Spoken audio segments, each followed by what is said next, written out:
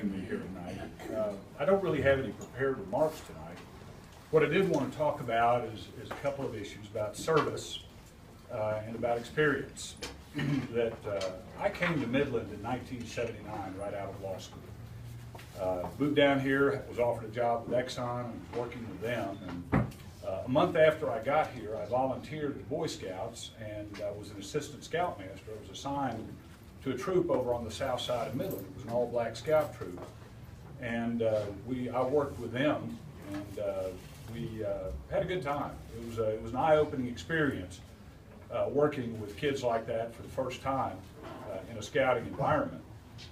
Then went to join the JCs, and in 1980, at the invitation of some of the young bankers that were here in Midland. Of course, the boom was on in 1979 and 80. We were a really active group. There were a couple of hundred men that were doing houses for Christmas in Action, which carried a lot of shingles up to the top of the roofs and everything like that. But they asked me to found a scout troop, which I did as part of a JC project. And I just noticed the other day in walking around the county that troop is still in existence. I retired as a scoutmaster after about 7 years. And by my last count, has produced some 40 Eagle Scouts over its years of existence. So it's nice to know that the seeds that you plant in one place take root and grow. Part of the JCs in my service to Midland was the founding of the Centennial Plaza Association. I worked closely with Guy McCrary on that. Incorporated it, got the bylaws written, pushed the tax exemption through the IRS, and through all of that effort, collective effort of the JCs, we were able to build that $1.5 million park in downtown Midland called Centennial Plaza. Remember, that was 83 to 85 era when the bust was on, and it was a real challenge to do that, but we stuck with it and served our community. And I've served on a number of other boards and over the course of those years. And then in 1987, I was appointed to the position that I hold today by Barbara Culver. It was a new program and it was developing, but even as I was appointed as a judge, I was subject to the Code of Judicial Conduct.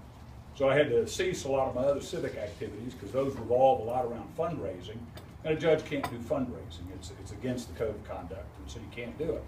Another thing that a judge has to do is has to kind of maintain a distance from the people around them. You can't be a member of clubs. You can't be buddies with all the lawyers in town, because when it comes down to it, those are people who come in front of you, and you have to make a decision. And it doesn't really seem right if it's kind of like, well, hey, judge, rule on this case, and let's hit the golf course later. It doesn't work that way. So there's a little bit of isolation in being a judge. And over the years, I have followed through with that and developed the list of the cases, developed my experience and everything like that. And I had a case several weeks ago that a young couple had a set of twins. Both wanted custody of the twins. They were never married, but they wound up in my court. And he was living in a travel trailer and somewhere out in the county. He didn't have any working hot water, but he was a manager at a pizza place and doing pretty well financially, but he was working a lot of hours. And then the young mother, on the other hand, was living with friends, I think a girlfriend of hers and her boyfriend, and in a one-bedroom house with her and the twin babies living in the living room. And she was a part-time housekeeper at a motel.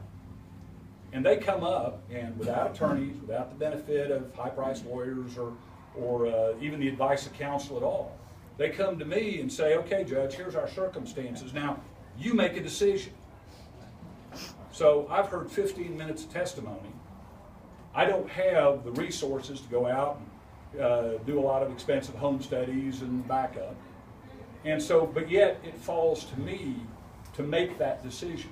I don't have an option. I have to decide. I have to make a ruling. I can't say go away and come back later. And so in making that decision and coming to that, I have to rely on experience. I mean, I'm not afraid to make that decision. It's a simple decision, but it's not easy. But I've made similar decisions tens of thousands of times in my career as an associate judge, and made that exact same decision where you've got good people coming to court under difficult circumstances, And yet I have to rule, and believe me, I know that that decision that I make today in that 5-minute span is going to affect that child and those parents for the rest of their lives. And I make that decision, they go out, and rarely do I ever see what happens. Occasionally I get a letter or a note saying, thank you for ruling the way you did, it all worked out well, and that's very gratifying. But I can't escape the responsibility in a life of service. We done? And that's why I want to be the judge of the 318th District Court. Thank you so much.